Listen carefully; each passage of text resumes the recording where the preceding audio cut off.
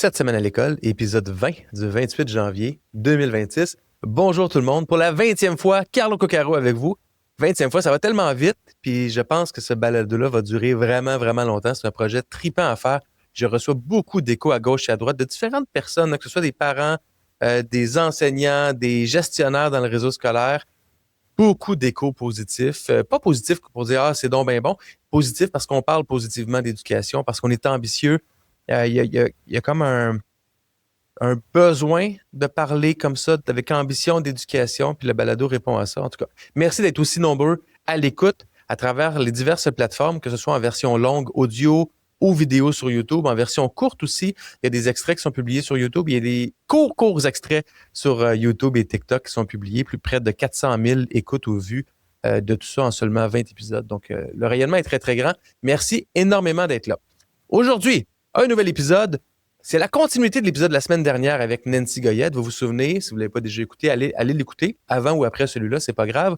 On parle de motivation des adultes la semaine dernière, mais cette semaine, avec le même prisme, on parle de la motivation de nos jeunes. Donc, le prisme de la théorie de l'autodétermination, en disant, plus on a d'autonomie, plus on a un fort sentiment de compétence et des bonnes relations sociales, plus notre motivation augmente. C'est vrai pour les adultes, c'est vrai pour les enfants. Et c'est ce dont on parle aujourd'hui avec Nancy Goyette. En première partie, évidemment, on va y aller avec la revue de l'actualité que je vais faire seule cette semaine. Et en troisième partie, après avoir rencontré Nancy, on va aller parler à Alexandra Coutelet, a.k.a. la geek de service, qui revient tout juste du salon BETT, B-E-T-T, à Londres, en Angleterre, un des plus gros salons en éducation et en technologie au monde. Et elle va nous faire part de ses observations, des nouveautés sur le terrain qui existent là-bas qu'on pourrait peut-être ramener dans nos écoles du Québec. Allons-y, on commence ça maintenant.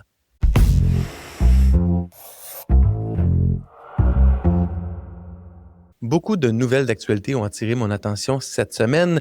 Allons-y tout de suite avec un article du Devoir de Zachary Goudreau intitulé « Exit les sessions d'examen de fin d'année ». Dans un nombre croissant d'écoles. En fait, ce qui est arrivé, c'est que suite à des plaintes de parents d'élèves au centre de service scolaire de Portneuf, la protectrice régionale de l'élève a émis un avis comme quoi les horaires gelés, pendant lesquels, par exemple, les élèves auront un examen de 9h à midi et ensuite vont à la maison ou font autre chose, n'ont pas de cours, seraient désavantageux pour les élèves au niveau de leur réussite, ou à tout le moins au niveau du nombre de jours minimum prescrit par la loi de 180. Et la protectrice a recommander l'organisation de privilégier l'utilisation du temps normal de classe pour réaliser les examens autres que les épreuves ministérielles. Ce qui a fait en sorte que plusieurs CSS ont émis la directive d'arrêter les horaires gelés d'examen pour faire en sorte que ces examens-là soient faits durant les cours réguliers. Donc, les examens de 2-3 heures ne sont pas possibles à faire dans un même bloc maintenant, doivent être faits sur 2-3 cours différents. C'est un débat vraiment intéressant parce que c'est vrai que c'était des jours de classe réguliers perdus par les élèves. En même temps, il y a quelque chose d'intéressant à faire des examens pendant 2-3 jours à l'école, par exemple, une demi-journée en français, une demi-journée en maths, une demi-journée en sciences. Pour l'organisation scolaire, pour les élèves aussi, ça leur donnait du temps d'études. Donc, c'est un débat intéressant. Je vais citer Sylvain Duclos, qui est un enseignant très prolifique sur les réseaux sociaux. Vous pouvez aller voir sa page Facebook, Sylvain Duclos, prof, qui dit en fait, oui, on fait ça peut-être pour le bien de l'élève, mais dans les faits, les élèves vont perdre du temps de qualité pour préparer leurs évaluations, entre autres les après-midi ou les matins là, où il n'y avait pas de cours, mais c'était du temps d'études ou du temps même de récupération qui était offert à ces élèves-là. Donc, il va perdre du temps dédié à la récupération avec les élèves qui sont intéressés à être présents. Du calme aussi pendant leurs examens qui est perdu. La cloche, les bruits de circulation dans les corridors qui, là, vont être présents durant ces examens-là parce que ça va être des jours de classe réguliers. Et ensuite, l'apprentissage de la gestion de son temps de préparation lors de sessions intensives, comme ça se fait souvent pour les examens ministériels ou au collégial. Je trouve le débat extrêmement intéressant. Je vais voir comment ça va évoluer. Je sens par contre qu'il y a de la frilosité dans l'air. Donc, la protectrice régionale fait une recommandation, tout le monde s'y plie, peut-être sans avoir complètement analysé tous les tenants aboutissants, mais en ayant surtout peur des conséquences de réprimande de la part de la protectrice ou du protecteur du citoyen. En tout cas, on va suivre ça pour voir ce que ça donne. Une lettre dans le Journal de Montréal, partagée de Mme Annie Moreau, aussi appelée la prof d'éduc sur les réseaux sociaux, du 26 janvier dernier. Allez lire ça. La lettre s'intitule « Valoriser l'éducation physique, c'est activer la santé ». En fait, elle fait état simplement que souvent l'éducation physique, surtout secondaire, c'est une période par semaine pour les jeunes. C'est un cours qu'on va plus facilement rater probablement jamais reprendre parce que l'enseignement et l'évaluation en éducation physique, ça fait sur 3, 4, 5 cours. C'est le cours durant lequel on va aller peut-être faire notre rendez-vous médical ou notre rendez-vous de dentiste.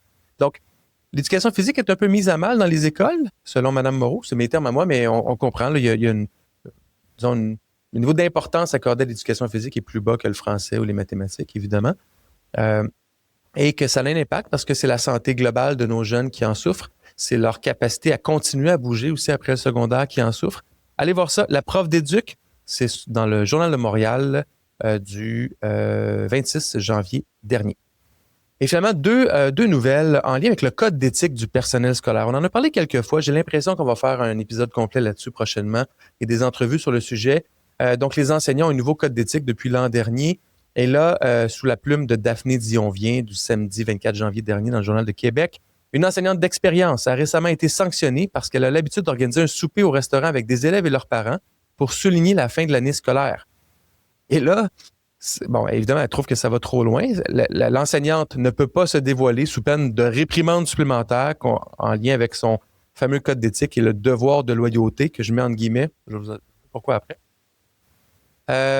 Et donc, elle a reçu un avis disciplinaire provenant de la direction parce qu'elle a annoncé son intention d'organiser un souper à la fin d'année. Le souper n'a même pas eu lieu qu'elle a eu un avis disciplinaire. Donc, simplement, d'annoncer son intention lui a valu un avis disciplinaire.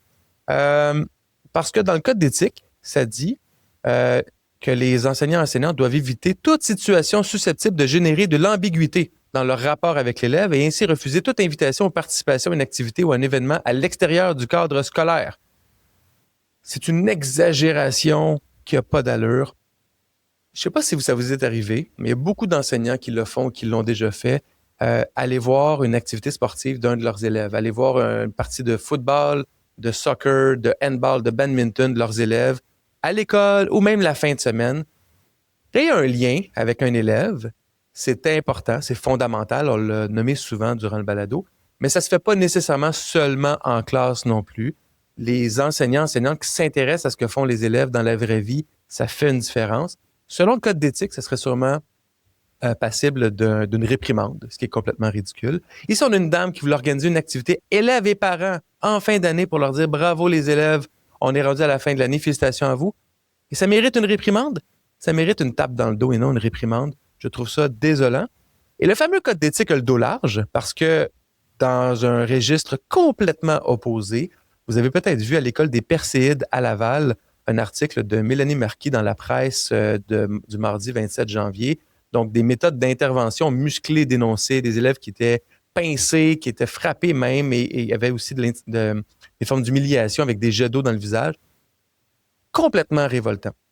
Mais en lien avec le code d'éthique, c'est qu'on a une des personnes qui a témoigné à la journaliste, évidemment sous couvert de l'anonymat, comme à l'habitude. Le centre de service scolaire lui aurait rappelé qu'en vertu de son code d'éthique, il faut qu'elle se ferme la boîte. Donc, le fameux code d'éthique du devoir de loyauté est appliqué autant pour dire aux enseignants et enseignantes ne faites rien en dehors du cadre scolaire avec vos élèves et n'allez pas dénoncer rien de ce qui se passe dans vos milieux. C'est ridicule, c'est pas ça un devoir de loyauté. Le seul devoir de loyauté qu'il devrait avoir, oui, un peu envers l'employeur pour certaines causes, certaines raisons, mais surtout envers l'élève. Donc, quelle est la loyauté envers l'élève pour favoriser sa réussite?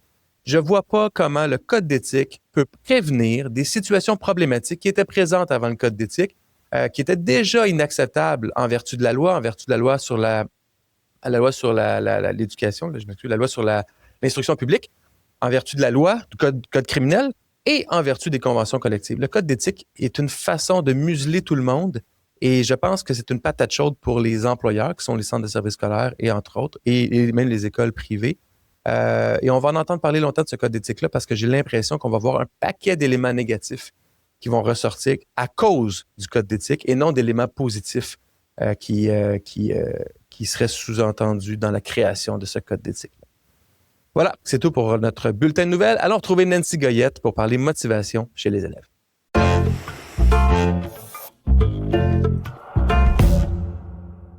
Elle est professeure titulaire en sciences de l'éducation à l'Université du Québec à Trois-Rivières et spécialiste de la psychopédagogie du bien-être. Nancy Goyette, de retour, merci d'être là. Salut, Carlo. Nancy, la dernière fois qu'on s'est vu, on a parlé de la motivation des adultes à l'école, la motivation des enseignants à travers la théorie de l'autodétermination. Puis là, ce qui est le fun, là, c'est qu'on fait la même affaire, mais on tourne le projecteur vers les élèves parce que c'est la même théorie qu'on peut utiliser pour analyser la motivation de nos jeunes. Oui. Et je trouve ça le fun de faire ça parce que on l'a dit, j'encourage les gens à l'écouter cet épisode-là. Évidemment, on a parlé à quel point ça peut influencer le bien-être et la motivation des adultes. Mais quand on connaît ça, puis qu'on est un adulte dans une classe, on peut influencer aussi le bien-être et la motivation des jeunes devant nous. Et là, je vais te lancer sur une question, là. Il y avait 3 axes, hein. Il y avait l'autonomie, le sentiment de compétence, puis la qualité des relations sociales. Est-ce que l'école québécoise, selon toi, Nancy, elle est conçue pour motiver les élèves ou pour les contrôler? C'est une drôle de question, hein, parce que, bon, c'est 2 pôles quand on sait que c'est pas mal complexe, plus que ça, une école. Oui. Les contrôler, ben ça va dépendre de la vision que l'on a comme pédagogue. C'est sûr que le contrôle, d'une certaine façon, réduit, selon les études, l'apprentissage, dans ce sens que on n'est pas motivé pour la même chose. T'sais, apprendre, ça prend du temps. Des fois, il faut une certaine autonomie pour atteindre les résultats escomptés. Donc, si on est toujours contrôlé puis on dit toujours quoi faire, probablement que la motivation va pas s'intérioriser, c'est-à-dire que ça va pas être autonome. Et pour apprendre, ce qu'on souhaite pour tous les élèves de la Terre, c'est que la motivation, l'apprentissage soit autonome, c'est-à-dire qu'elle vienne vraiment de soi parce que ça nous amène des bénéfices au niveau des émotions positives, au niveau du sens que ça donne. Et parfois, l'école vient comme un petit peu mettre un frein aux motivations qu'un élève pourrait avoir. Moi, je l'ai vécu personnellement de 2 façons différentes. Mes garçons sont allés à l'école alternative où, par définition, on leur laisse beaucoup de choix, beaucoup d'autonomie. C'est très encadré, hein? C'est pas des enfants tout nus qui courent dans les champs, l'école alternative. Là, il y a un encadrement, mais ils font des choix. Et mes enfants, puis c'est une anecdote, mais je pense que les parents d'enfants qui vont à l'école alternative vont le dire, étaient presque à tous les jours très motivés. Ils avaient hâte d'aller à l'école pour le social, pour les projets particuliers qu'ils faisaient, pour se dépasser, ils le vivaient. Et là, mes gars sont rendus au secondaire et on dirait que c'est un autre monde d'une autre époque. C'est des cours structurés, on s'assoit, on écoute. Oui, il y a des enseignants qui vont peut-être les faire participer plus que d'autres, qui vont leur donner un peu plus de choix que d'autres, mais il y a une logique très industrielle à l'école secondaire, surtout dans les grosses écoles secondaires, j'ai l'impression. Donc, ma question, est-ce que c'est utopique, l'autonomie chez nos jeunes à l'école? C'est-tu juste un idéal, mais qu'on peut pas y arriver? Moi, je pense que c'est pas utopique, loin de là. Il s'agit juste de prendre les moyens puis se mobiliser pour que ça arrive.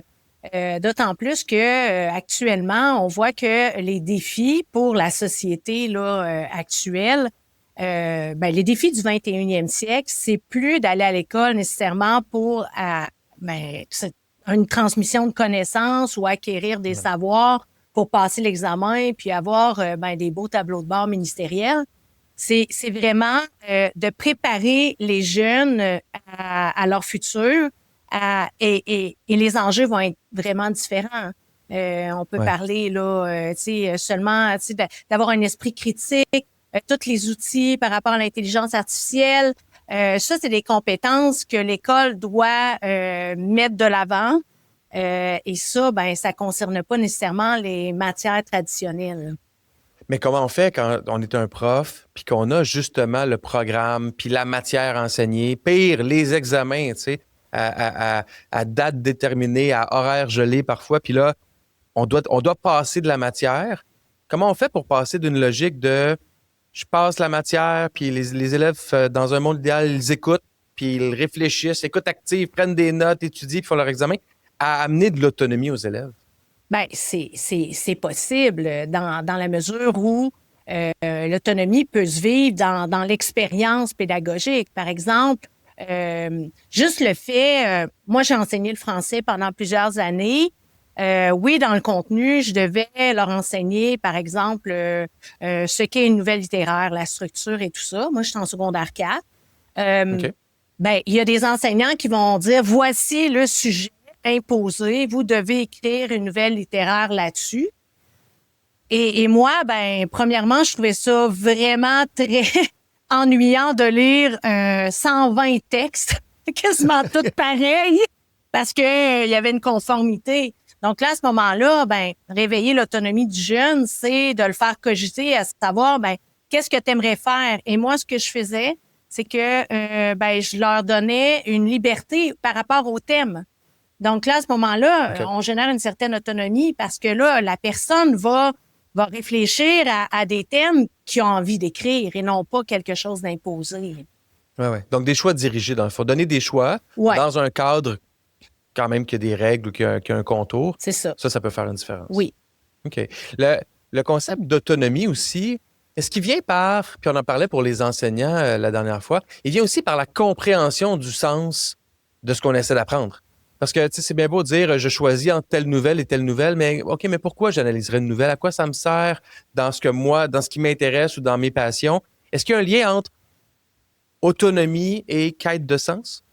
Ben oui, parce que quand on fait des choix, on les fait habituellement parce que ça requiert un sens pour nous. Oui, des fois, on va faire des choix qui sont pas nécessairement quelque chose qui est censé pour nous puis qu'on est comme dans l'obligation de le faire. Ce qui revient peut-être à ta question de départ. Mais d'un autre côté, l'autonomie, c'est plus que ça. C'est aussi d'être capable de développer des stratégies d'organisation. Puis l'adulte est là pour aider le jeune à s'organiser, lui donner des responsabilités en l'accompagnant dans ce qu'il a à faire. Tu sais, parce que souvent, on dit, oh, les jeunes savent pas, on leur demande de quoi, puis ils savent pas comment se débrouiller. Oui, mais il faut apprendre à se débrouiller dans la vie. Ça vient pas comme ça, tu sais, c'est pas... Non, c'est ça. À 16 ans, on sait tout ça d'un coup. Non, non, c'est des donc, compétences à développer. l'adulte est là pour accompagner justement l'élève à être capable de se débrouiller, lui donner, dans certains contextes, les outils pour se faire. Et lui dire qu'il est responsable aussi de ses propres actions. Là, l'autonomie, c'est beaucoup ça, c'est d'expérimenter aussi, puis peut-être de se tromper. Parce que ça fait partie de l'expérience, tu sais, puis de s'auto-évaluer après pour dire, ben là, qu'est-ce qui a fonctionné, qu'est-ce qui a pas fonctionné, à place de leur donner toutes les réponses manchées pour l'examen. Mais là, encore là, tout dépend des contextes. Je veux pas juger les gens qui travaillent beaucoup sur le but, c'est de réussir l'examen. D'un autre côté, on fait pas des apprentissages nécessairement très durables. On va le faire dans un but, c'est-à-dire réussir l'examen. Puis si on veut faire un apprentissage durable pour la vie, ben là, à ce moment-là, il faut utiliser d'autres stratégies pour ce faire. Tu parles des examens. Allons vers le deuxième axe qui est le sentiment de compétence. Puis tu sais, les statistiques en termes de diplomation chez nos jeunes sont vraiment basses. Là, je pense que c'est 65, je l'ai noté quelque part, 65% de nos jeunes au public ont un diplôme d'études secondaires en 5 ans. C'est très, très peu. Et il y a des enjeux de stress et d'anxiété chez nos jeunes. Là, ça dépend des stats, ça dépend des régions, mais c'est 30-35% de nos jeunes là, qui vivent avec des enjeux modérés ou sévères d'anxiété. Est-ce qu'on valorise trop la performance au détriment de la compétence? Donc, la performance à l'examen, la note, au détriment de l'apprentissage puis de développer la compétence de nos jeunes? Ben, il y a plusieurs visions de ça dans les écoles. Là. Je peux pas généraliser. C'est sûr que le message qu'on envoie au niveau sociétal, surtout au niveau politique, c'est qu'on met sur la réussite éducative des élèves ou la réussite scolaire, qui, des fois, est mesurée seulement par les notes ou la réussite à des examens. On sait très bien que la réussite, c'est pas juste ça. C'est beaucoup plus que ça. C'est le développement aussi personnel et social de l'humain qui est là. Dans les milieux, ben ça dépend de la vision de l'éducation que chaque intervenant a. Donc, il peut y avoir, oui, des enseignants qui sont très axés sur la performance parce que ben c'est leur vision de l'éducation. Mais de façon générale, souvent, on se rend compte que ça suffit pas de faire de la drill, de faire en sorte que les élèves apprennent en fonction des examens. Et puis ça, on le sait depuis longtemps. On s'est dégagé un petit peu là, de la transmission des savoirs pour se dire, ben on travaille par compétences. Puis les compétences que l'on doit développer, c'est pas juste des connaissances, mais bien savoir quoi faire avec ces connaissances-là en contexte sociétal. en contexte de société. Donc là, à ce moment-là, ben, les enjeux sont un petit peu différents. Et pour le sentiment de compétence, malheureusement, on est encore dans une mentalité où ben, il y a des matières importantes puis il y a des matières qui sont pas importantes à l'école. C'est super dommage. Tu sais, on se dit tout, ah ben non, tout est important. Non, parce que si on est dans une vision de diplomation, ben, il y a des matières qui vont être beaucoup plus importantes que d'autres. Là, on parle du français, des maths, d'anglais, des sciences, l'histoire secondaire 4, mettons. Mais qu'est-ce qu'on fait avec un élève qui a vraiment beaucoup de compétences, de talents en arts plastiques? Ouais. On va dire, ben, va à ton cours d'arts plastiques puis amuse-toi, mais tu gagneras pas ta vie avec ça.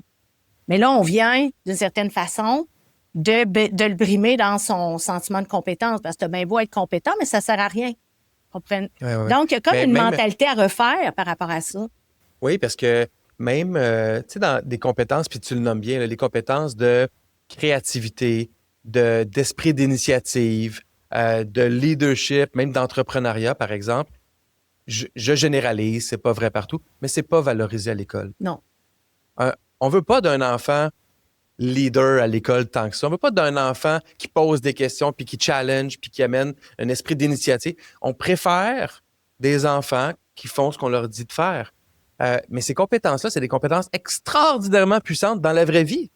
Mais l'école, c'est pas la vraie vie. Fait que ces jeunes-là qui ont des compétences là, qui pourraient être développées pour la vraie vie, mais l'école les aide pas tant à les développer parfois. Puis souvent, c'est là qu'on va miser sur les activités parascolaires, activités sportives, activités artistiques. Mais comment on fait pour valoriser les compétences de nos jeunes quand, par exemple, dans leur examen de français, ils ont 58 %? Comment tu faisais, toi, quand tes élèves là, de 4e secondaire en français avaient des mauvaises notes? Comment on réussit ou on tente, en tout cas, de valoriser leur sentiment de compétence malgré la mauvaise note? Bien, premièrement, c'est peut-être d'amorcer une réflexion avec l'élève. D'un autre côté, là, quand on a 120 élèves, on peut pas s'asseoir avec chacun de ces élèves-là, mais il y a des systèmes qui font en sorte que des enseignants qui sont responsables de 30 élèves aussi. Il faut pas penser... Oui, comme des titulaires de groupe. Oui, il faut pas penser là, que on laisse les jeunes seuls dans tout ça. Mais juste le fait de s'intéresser à ce que l'élève affectionne. Moi, dans des textes, je sais qu'il y en a qui aimaient le motocross. Ben, documente-toi sur le motocross. Tu sais, j'essayais d'aller chercher qu'est-ce qui les animait comme jeunes. Tu sais, parce que c'est plate, là, lire Agaguc, pour un adolescent de 4e secondaire, on va se le dire, c'est peut-être pas la lecture plus, OK? Je dis pas que l'œuvre littéraire n'est pas extraordinaire, je dis juste que et présentement, on a des super d'œuvres littéraires à leur offrir là, qui sont vraiment beaucoup plus motivantes à la lecture. Mais l'idée, c'est de les faire lire le plus possible. Mais comment on fait? Ben, il faut les motiver à la lecture, mais il faut trouver des stratégies pour qu'ils aiment ça. Donc, il faut que le sujet soit adéquat, mais il faut aussi trouver des petites entourloupes pour les amener à lire, mais que ça devienne quelque chose de motivant. Donc, c'est complexe. C'est complexe d'être pédagogue, surtout si on veut conserver la motivation. Et il faut vraiment axer sur les réussites de ces élèves-là, que ce soit des petites réussites, mais il faut leur montrer qu'ils sont bons dans quelque chose. On n'est peut-être pas bon en français, par exemple, je sais pas, moi, écriture, mais ça se peut que l'élève soit hyper bon à l'oral. Fait qu'on peut se servir de l'oral pour le motiver à dire, ben là, regarde, là, pour ton exposé oral, essaie de travailler, mettons, la grammaire de tes phrases quand tu feras, mettons, ton plan de communication, par exemple. Tu sais? Oui, absolument. Donc, ou même, je parlais d'esprit d'initiative ou d'esprit d'entrepreneuriat, d'amener les jeunes je reviens à l'exemple de mes garçons qui sont allés à l'école alternative. Mon plus vieux a créé une ligue d'improvisation à son école. Il est allé chercher une subvention d'une caisse des jardins à Laval. Ben, les compétences développées ont nécessité du français. Donc, il a écrit une lettre ou un courriel à quelqu'un. Il a parlé au téléphone avec la personne. Donc, il y a des interactions orales. Il y a l'organisation. Mais tout ça, ça s'évalue aussi. Puis là, tu as raison aussi. Puis c'est facile d'être dans les nuages comme on l'est un peu. Mais quand tu as 120 élèves au secondaire, il y a un défi là, de faire ça avec 120 élèves. Mais c'est pas impossible de le faire. C'est pas impossible. Puis le programme de l'École québécoise misait sur l'interdisciplinarité, justement, pour permettre aux élèves de comprendre que les disciplines scolaires ne sont pas en silo. Moi, j'enseignais le français, les mathématiques en secondaire 2 à un moment donné. Ben, à ce moment-là, j'ai fait un projet de français en intégrant des connaissances de mathématiques. Faire des statistiques, tu sais, il devait écrire un questionnaire, faire des statistiques sur quelque chose. Mais là, on est capable de mobiliser les deux disciplines dans un contexte vraiment réel. Donc, ils se sentent compétents parce que peut-être que les maths, c'est moins fort, mais en français, ils sont un petit peu plus bons. Fait que là, ça va être motivant de faire le travail parce que le but aussi, ben, il va avoir des retombées réelles parce qu'on travaille des fois beaucoup dans les nuages, tu sais. Il y a pas juste les profs d'université qui font ça, travailler dans les nuages. On fait des projets avec les élèves, mais si le projet ne fait pas de sens ou il n'y a pas de contextualité à la réalité de l'élève, ça va être vraiment plus difficile de lui faire apprendre des choses que si on les met vraiment en contexte. C'est pour ça que les classes plénières, c'est extraordinaire parce que on apprend en contexte réel, tu sais, puis c'est ça qui est motivant pour les élèves. Puis ils sont pas enfermés dans une classe. Non, c'est ça. Puis même souvent, quand il y a des projets comme ça, on peut mettre à contribution les élèves, même dans façonner le projet dans sa phase initiale, les impliquer même dans la direction qu'on veut que les élèves prennent par la suite. Puis on en revient à cette notion-là d'autonomie, de choix. Nos jeunes, là, sont brillants. Ils sont allumés, ils sont brillants, sont beaux, sont fins. Oui, ils ont 1000 défauts comme... En fait, moins que les adultes, mais ils ont 1000 défauts comme les adultes. Mais c'est pas ça le point. Je suis pas prête à dire ça. Non, mais c'est parce que... Je dis ça parce que, quelqu'un qui côtoie jamais un jeune et ne fait que lire et les réseaux sociaux et les médias, va penser que nos jeunes, c'est tous des paresseux, des pas motivés, des violents, des impolis. Mais c'est pas vrai, là. Oui, les jeunes ont des défis, mais la réalité, c'est qu'ils sont brillants. La génération qui est à l'école aujourd'hui est 3 fois plus allumée que ma génération quand j'étais à l'école, pour plein de raisons.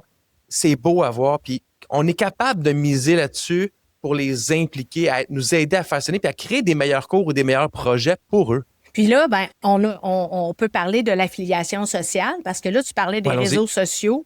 C'est la génération actuelle, ce qu'on voit, c'est que oui, il y en a beaucoup qui s'isolent. Les réseaux sociaux, ça peut être quelque chose de vraiment épouvantable là, pour le vécu de plusieurs personnes.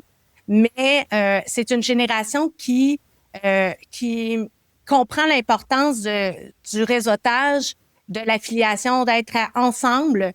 En tout cas, de ce que moi, je constate là actuellement. Puis je pense que c'est important dans nos écoles de créer des espaces sécuritaires pour que les jeunes puissent justement se retrouver, développer des liens, développer un lien d'appartenance avec l'école pour se mobiliser dans des projets. Tu parlais là du projet d'improvisation, c'est extraordinaire. Mais souvent, si la portion académique est peut-être moins motivante pour l'élève, ben il est capable et il va continuer à aller à l'école parce qu'il y a une affiliation sociale forte, parce qu'il y a des amis, parce qu'il y a des relations positives avec les profs, avec la direction. Là, vous allez me dire que je suis dans mon monde de licorne, là. C'est sûr que ça dépend des milieux puis c'est pas toujours rose. Mais si on veut voir plus loin que toujours rester dans la même boîte puis dire que ça va pas bien l'école, ben il y a moyen de mettre des stratégies, comme je dis, des espaces sécuritaires, de créer aussi des moments où ils peuvent apprendre à développer des compétences hyper importantes au niveau social, c'est-à-dire la communication, l'empathie, le travail collectif. Puis c'est pas nécessairement par l'intermédiaire de programmes qui vont être poussés par le ministère de l'Éducation, mais bien dans une conscientisation de se dire, ben ces jeunes-là, on veut qu'ils développent ces habiletés-là parce que c'est des habiletés qui sont importantes dans la vie et ça évite beaucoup de problèmes. Tu sais, si on est dans une situation où notre société est violente, ben c'est peut-être parce que la communication, mais elle est pas optimale entre les gens. Mais si l'école peut amener son grain de sel pour aider à développer ces compétences-là, qui vont être supportées par les parents et la communauté, ben dans le fond, j'ai espoir que l'école pourrait devenir une plaque tournante pour améliorer notre société. Oui, plaque tournante, c'est une belle expression parce qu'actuellement, l'école elle est construite, puis on dirait qu'il y a des murs autour. Ça ne devrait pas être ça. On abat les murs, puis on laisse la communauté aider ces jeunes-là et les jeunes aider la communauté. Puis dans ce que tu dis par rapport aux interactions sociales et aux compétences, on en parle des fois dans d'autres épisodes, entre autres, Égide Royer mentionne ça souvent. Il y a des adultes extraordinaires dans la communauté qui peuvent venir parler aux jeunes de leur métier, de leur vécu, de ce qui se passe. C'est pas des pédagogues, ça coûte rien et ça montre aux jeunes c'est quoi la vraie vie. Parce que nos jeunes, là, fondamentalement, sont intéressés par la vie puis par la vraie vie. L'école, en soi, c'est pas important, mais il faut que ça aide dans la vie. Hein. Tu sais, c'est important pour la vie qu'ils vont avoir puis qu'ils ont.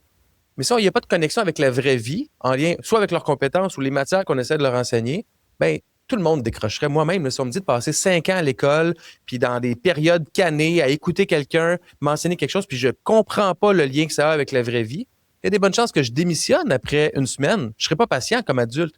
Là, on demande à nos jeunes d'être giga patients, puis des fois, la connexion avec la vraie vie n'est pas là pantoute. Là. Mais il faut pas oublier que l'apprentissage, là, c'est vraiment une des caractéristiques qui est humaine. L'homme est fait pour apprendre. L'homme, dans ses fondements, c'est fondamental. A Juste besoin l'homme ou des la femme aussi? L'homme avec le gros H, OK? Oh, le H majuscule, OK. L'humanité. OK. L'humanité. J'étais surpris, la féministe tantôt. Les hommes sont faits pour apprendre, les femmes, non. Là, c'est j'ai pas dit ça. Non, j'ai extrapolé un petit peu. Hey, fais-moi pas dire des affaires, là. Donc, je te relance sur l'humain est fait pour apprendre. Donc, ça fait partie de notre ADN. Oui, ça fait partie de notre ADN. Puis je crois que depuis le jour 1, on est toujours en constant apprentissage. L'idée, c'est de bien accompagner. Quel que soit le contexte ou le système autour de ça, c'est de garder en tête qu'on accompagne un autre humain à améliorer son parcours de vie. En tout cas, à l'école, c'est ça. Fait que ça va au-delà de la réussite là, scolaire, ça va au-delà là, de beaucoup de choses. Mais si, pour les intervenants, pour les acteurs de l'éducation, ils ont le sentiment qu'ils ont amené ces jeunes-là vers une meilleure vie, je pense que leur paye est déjà là. Puis beaucoup dans le milieu vous le diraient. Donc, c'est pas nécessairement toujours d'avoir un papier pour dire que hey, la personne a réussi ou non. Le parcours éducatif, c'est vraiment un parcours qui est meublé de réussite et d'échecs. Mais ces échecs-là, ben, ils sont propices à l'apprentissage. Sur ces sages paroles, Nancy, merci beaucoup. On a fait, j'encourage les gens à l'écouter l'autre épisode qu'on a fait sur la motivation à travers le même prisme, mais pour les adultes à l'école. On vient de le faire pour les jeunes. Et là, tu mets la table aussi, probablement pour notre prochain épisode sur ça veut dire quoi réussir à l'école? Ou ça voudrait idéalement dire quoi? Au-delà de la note, là, comment on devrait voir la réussite? Puis je pense qu'on va avoir un bon épisode là-dessus. Ben, ça va me faire plaisir. Nancy, prends soin de toi. On se voit bientôt. Bye.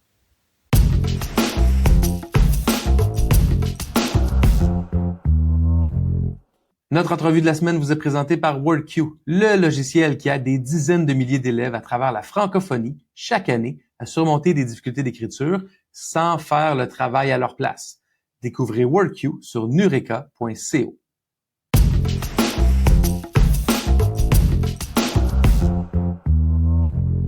Avec plus de 20 ans d'expérience en éducation comme enseignante et conseillère pédagogique, elle est aujourd'hui consultante et formatrice spécialisée en transformation numérique. Elle est très active sur les réseaux sociaux sous le pseudonyme de la Geek de service et elle revient tout juste du Salon BET, un salon international majeur à Londres consacré aux technologies et à l'innovation en éducation. Alexandra Coutelet, merci d'être avec nous aujourd'hui. Bonjour, merci de l'invitation. J'ai dit, ça fait 20 ans que tu œuvres en éducation, enseignante, conseillère pédagogique. Tu as fait beaucoup de salons d'éducation au Québec. C'est quoi la différence entre le salon de BET à Londres et les salons auxquels tu as participé au Québec?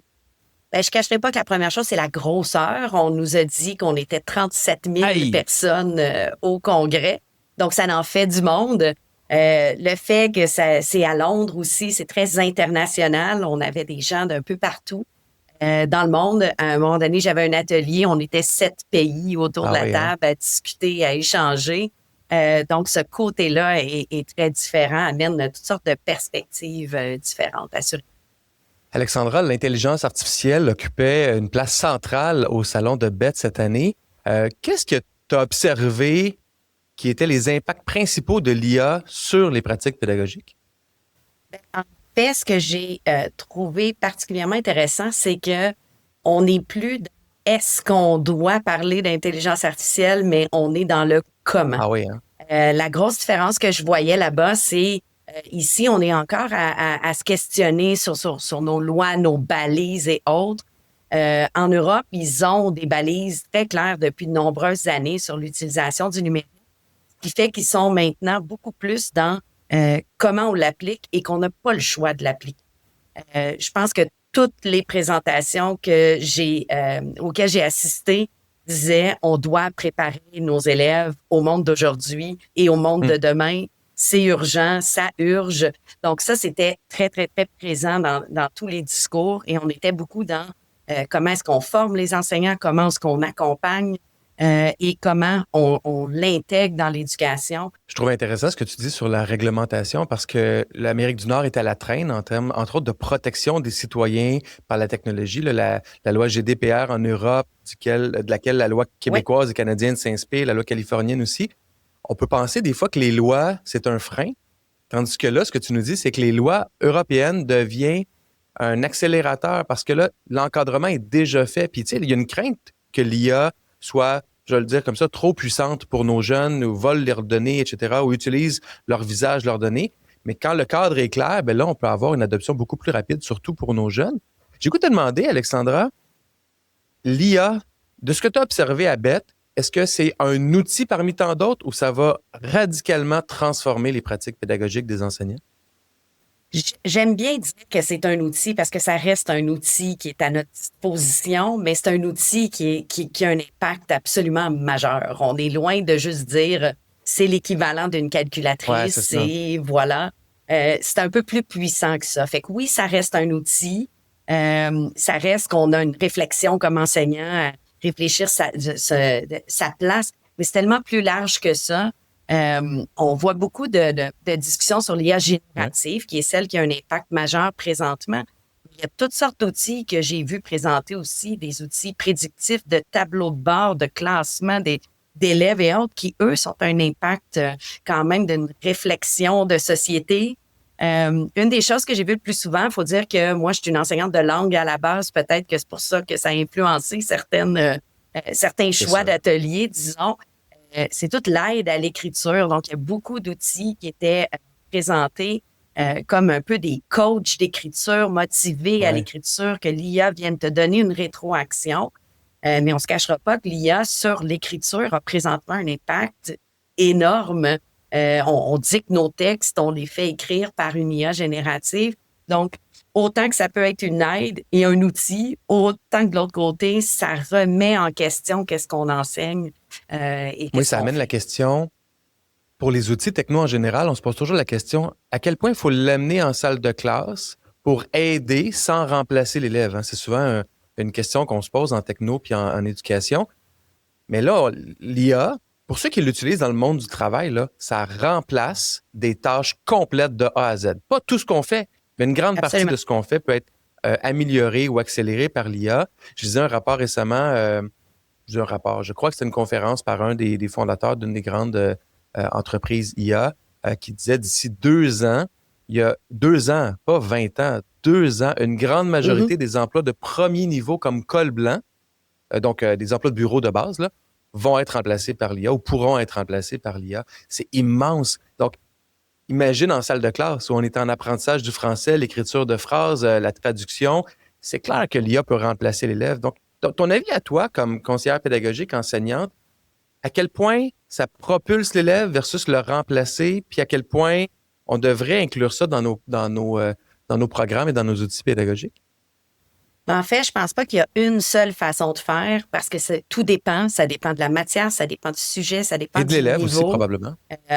Et de l'élève aussi. Un élève qui a, par exemple, jamais fait un résumé de texte n'a pas le jugement critique de qu'est-ce qu'un bon résumé de texte parce qu'il l'a pas fait par lui-même. Donc, c'est sûr que si on part dès le départ avec des élèves qui ne font faire que des résumés par l'IA, on perd cette compétence-là, ce jugement critique-là. Et j'aimerais bien que ça soit aussi simple de pouvoir dire, parfait, c'est à partir du secondaire 2 que là, tu peux. Mais c'est pas comme ça que ça fonctionne. On sait que l'apprentissage est très progressif. Il y a des adultes qui gagneraient à développer certaines compétences même, en résumé de texte, par exemple. Donc, il faut vraiment le jugement professionnel de l'enseignant qui dit, mes élèves sont pas rendus là. Donc, ça serait le fun de pouvoir avoir une progression, de dire, l'IA, là, on l'introduit à tel moment, mais c'est pas possible d'avoir une progression aussi claire. Donc, il faut y aller vraiment selon l'apprentissage. Puis, je fais un pont avec ce que tu disais pour les métiers. Effectivement, les métiers débutants, présentement, là, ceux qui commencent, sont souvent coupés et remplacés par l'IA. Mais comment est-ce que ces compétences-là vont se développer? Présentement, on garde les seniors qui ont ces compétences-là. Mais si on n'a pas de juniors qui développent ces compétences-là, on va les perdre à long terme. Donc, tout le côté préparer les élèves au marché du travail était super présent à BET. Et une des choses que j'ai trouvées particulièrement intéressantes, c'était une mathématicienne qui s'appelle Hannah Fry de l'Université de Cambridge. Dans sa discussion, à un moment donné, elle disait, mais l'école sert à préparer pourquoi? Est-ce qu'on les prépare pour le marché du travail? Ça, c'est un des côtés. Ou est-ce qu'on les prépare à avoir une vie épanouie? Ou est-ce que ça pourrait être les deux? Donc, tout dépend. L'IA, on va devoir, l'introduire pour développer des compétences, mais aussi pour développer une vie riche que les élèves apprennent à se connaître et autres, et à savoir quand ne pas l'utiliser, même si c'est possible. Dans la tournée que tu as fait des kiosques là-bas et des séances de formation et d'ateliers auxquels tu as assisté, est-ce qu'il y a des applications concrètes qui t'ont soit impressionné ou surpris liées directement à l'intelligence artificielle? En fait, il y a beaucoup, beaucoup, beaucoup de compagnies qui mettent le mot IA partout pour essayer de c'est vraiment le mot-clé le plus vendeur. Là. C'est le mot-clé qui est partout. J'ai bien aimé, dans une des conférences, il y a une personne qui disait, quand vous faites une promesse avec l'IA, si vous pouvez remplacer le mot IA par le mot magie et que ça fait encore du sens, vous êtes peut-être en train de vous faire avoir par quelque chose qui est beaucoup trop gros. Fait qu'il y a un peu de tout et n'importe quoi que tu te dis pas, l'IA était-tu vraiment nécessaire à ce moment-là? Mais je donne un exemple concret que je trouve qui est super intéressant, qui a été présenté par le fondateur Salman Khan de Khan Academy, qui travaille sur un programme de mentorat par les pairs. Donc, les élèves sont jumelés avec un autre élève pour les aider avec leurs travaux scolaires et autres. Et ils font ça à distance, sont jumelés un peu partout à travers le monde. Et l'IA analyse la retranscription et envoie des suggestions au mentor pour s'améliorer dans son mentorat. Donc, lui dire à ce moment-là, quand Carlo t'a posé telle question, tu aurais pu lui poser telle autre question. Ne pas rire, ne pas le dénigrer et plutôt l'encourager. Ça, on espère qu'ils n'ont pas fait ça et qu'ils sont sélectionnés dès le départ, mais d'aider à devenir un meilleur mentor. Fait que des choses comme ça, ça serait impossible à faire. On pourrait pas dire, toi et moi, on s'assoit, on réécoute toutes les conversations pour donner une rétroaction immédiate à la personne. Donc, des outils comme ça, là, on est dans ce qui était impossible de faire avant. Et c'est là que je vois des belles possibilités en éducation. Pas quand c'est des outils, voilà, ça va tout corriger à votre place. On aimerait ça, que ça corrige tout à notre place, ça nous enlève ce côté-là. Mais je suis pas sûre que c'est vers là qu'on veut tendre en éducation. On veut de l'aide à la rétroaction, de l'aide à l'apprentissage. On veut pousser plus loin, faire des choses qu'on pouvait pas faire avant. C'est là que je vois vraiment une plus-value. Tu amènes la correction par l'IA, c'est un point vraiment intéressant. Puis on voit ça même dans les groupes de profs, entre autres sur Facebook au Québec. Il y a une volonté de gagner du temps, une volonté d'aller plus vite dans certaines tâches, une volonté de dire, mon temps, corriger une faute d'orthographe, tout le monde est capable de le faire. Si je peux mettre mon temps sur quelque chose qui a plus de valeur, comme par exemple la préparation d'un plan de cours encore plus dynamique ou je ne sais pas trop. Mais l'évaluation par l'IA vient aussi avec des limites et des risques, soit d'erreurs, soit de catégorisation erronée, etc. Qu'est-ce qui a été discuté à BET ou qu'est-ce que tu as vu par rapport aux risques, aux enjeux de l'IA chez nos jeunes et en éducation? C'est sûr qu'il y a tout le côté biaisé de la machine. Imagine un parent qui veut une justification de la note du travail de son enfant. Faudrait demander à l'IA pourquoi Donc, on s'entend qu'on veut qu'il y ait un humain dans la boucle et ça revenait partout. Ce que j'ai vu, ce ne sont pas des remplacements de l'enseignant qui corrige les copies automatiquement, mais plus une assistance qui est donnée à reformuler la rétroaction, par exemple, ou des suggestions de rétroaction qui peuvent être faites. Ce que je vois sur le terrain depuis les dernières années, c'est beaucoup d'utilisation pour pouvoir donner une rétroaction plus rapide aux élèves. Je te donne un exemple. On se crée un agent. Il y a plein d'outils qui permettent de faire ça, qui donne une rétroaction sur les participes passés parce qu'on sait que notre groupe présente plusieurs qui ont de la difficulté avec les participes passés. Je les fais écrire tous les jours, mais à tous les jours, je ne peux pas corriger tous les jours tous les travaux de mes 60, 90, 180, 215 élèves. Donc, à certains moments, ben là, il y a une IA qui donne une rétroaction, mais elle ne sert pas d'évaluation. C'est pas ce qui va noter l'élève. L'observation, les traces d'évaluation, ça reste l'humain qui va faire le tout. Mais si l'élève peut se pratiquer plus souvent, ben le prof a un peu moins de correction, on s'entend, parce qu'il n'y a pas à tout. Et il y a un gain majeur pour l'élève, hein? Parce que la rétroaction de qualité rapide, c'est important pour les élèves, surtout ceux qui ont de la difficulté. Voilà. Donc, je vois le lien entre IA et un apport positif de quelque chose qu'on ne peut pas faire réalistement dans une classe à tous les jours. Je trouve ça intéressant. En terminant, Alexandra, est-ce que tu as des approches intéressantes qui venaient d'autres pays, qui étaient déjà en place, en lien ou pas avec l'IA, que tu dis, ça, là, ça serait le fun qu'on ait ça au Québec? Je ne sais pas si j'ai vu des choses qu'on n'avait pas. C'est sûr que tout le monde a des outils qu'on n'a pas d'une place à l'autre. Je dirais ce qui m'a surtout marqué, c'est les initiatives qui sont faites ailleurs. Certains utilisent des IA locales parce que le Wi-Fi n'est pas présent, par exemple. Donc, ils ont créé des IA plus souveraines locales. Ça, j'ai trouvé ça intéressant. Beaucoup parlaient de leur politique d'IA qui sont en place. Mais ça, c'est très à géométrie variable. Même ici, il y en a qui en ont, il y en a qui en ont pas. Mais tous disaient que ça doit être mis à jour. Comme je disais, il y a beaucoup du rêve, de tout ce qui est inimaginable. Je dirais que tout le monde se dépêche là-dedans. Mais j'ai pas vu un outil que, on devrait avoir ça ici. Par contre, des initiatives du genre, nos enseignants sont formés, les sous sont là pour les former, les accompagner. Les règles sont claires sur quels outils ils peuvent utiliser. C'est un des gros freins qu'on a ici. Oui, il y a c'est un peu le Far West, un mélange d'encadrement restrictif ou de laisser aller. Puis moi, être un parent, je serais inquiet. Est-ce que les données de mon enfant servent à nourrir l'IA? Peut-être dans certains milieux, les profs, ils pensent pas trop puis utilisent ChatGPT ou Copilot ou Gemini. C'est pour ça que la formation puis la sensibilisation est importante. Je pense que nos services informatiques partout au Québec font un très bon boulot d'analyser justement et de s'assurer que nos données s'en vont pas un peu partout. Mais on se fait tellement bombarder en éducation du dernier outil qui n'est pas nécessairement celui approuvé par nos services informatiques. Que oui, il peut y avoir certaines dérives où on teste des choses de ce côté-là. Donc, il va y avoir ce ménage-là à faire. Puis c'est dur aussi de passer entre réglementation et innovation parce que des fois, pour tester aussi certaines choses, pour pouvoir aller de l'avant, on ne veut pas tester que nos élèves soient des cobayes. C'est pas ça non plus. Mais si on veut innover, il va falloir des fois, dans des projets pilotes ou autres, dans nos milieux, de pouvoir tester certaines choses, pouvoir voir ce qui se passe. C'est ce qu'il y a d'intéressant d'aller dans des congrès comme ça, de voir ce que les autres font ailleurs. Ça peut nous inspirer. Je sais que c'est pas à la porte, donc c'est pas tout le monde qui va pouvoir y aller nécessairement, mais... Mais c'est ce que tu fais au quotidien. Hein? Tu es formatrice, conférencière, tu accompagnes plus de 45 organismes scolaires ou OBNL qui entre autres, en lien avec la technologie et l'éducation. Alexandra Coutelet, la geek de service, où est-ce qu'on peut te voir sur les réseaux si on s'intéresse à ce que tu fais?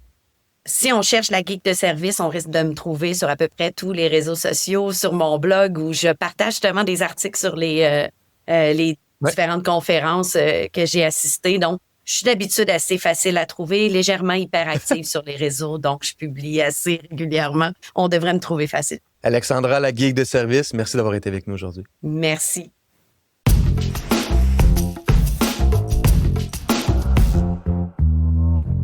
Voilà, c'est tout pour ce 20e épisode du Balado cette semaine à l'école. Merci à Nancy Goyette pour son propos toujours très éclairant dans ce cas-ci sur la motivation. Allez voir l'épisode de la semaine dernière, si ce n'est pas déjà fait, sur la motivation du personnel scolaire à travers le même prisme d'autonomie, sentiment de compétence et de relations interpersonnelles positives. Merci à la geek de service, Alexandra Coutelet, pour sa présence aujourd'hui. J'ai l'impression qu'on va la revoir une fois de temps en temps au Balado. Et on se retrouve la semaine prochaine, mercredi, 6h, un nouvel épisode sort. Évidemment, vous pouvez l'écouter quand vous voulez, mais sachez que le mercredi matin, il y a toujours un nouvel épisode. Et d'ici là, prenez soin de vous, prenez soin de vos proches et on se reparle très bientôt. Ciao!